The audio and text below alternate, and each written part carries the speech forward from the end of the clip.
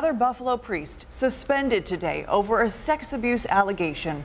And as 7 Eyewitness News Chief Investigator Charlie Specht explains, this one actually served on the diocesan board that reviewed sex abuse claims. He was the chaplain at Children's Hospital, a prominent priest, even a member of the Child Abuse Review Board for the Diocese of Buffalo. But the Reverend Mark Wolski is now just the latest cleric to be suspended by the diocese over an allegation of child sexual abuse. The diocese confirmed the suspension in a written statement and did not elaborate, but records show Wolski most recently served at St. Peter and Paul Church in Hamburg, retiring in 2012 but continuing to say Mass in various churches. Previously, he served at St. John the Evangelist in South Buffalo, and ironically, he was a member of Buffalo's first Diocesan Review Board, which listens to claims of child sexual abuse by priests and decides whether victims should receive settlements.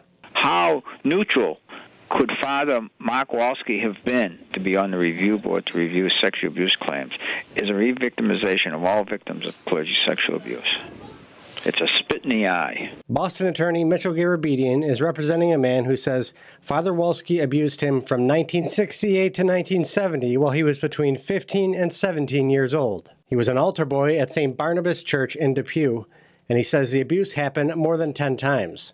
When the boy told him to stay away, he says Father Wolski wrote him letters saying the fault is on both sides.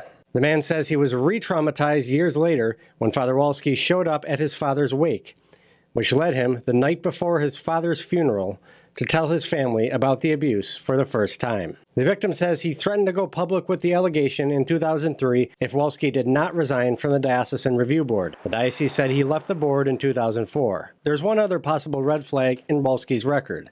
In 1984, he's not assigned in any parish directories, and his address that year is care of 35 Lincoln Parkway, the old address of the Chancery.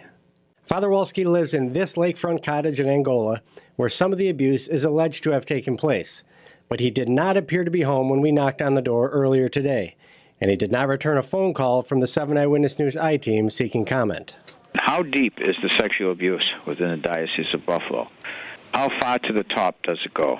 Who else with great authority within the Diocese of Buffalo is a sexual abuser? Chancellors, vice-chancellors, bishops? We don't know.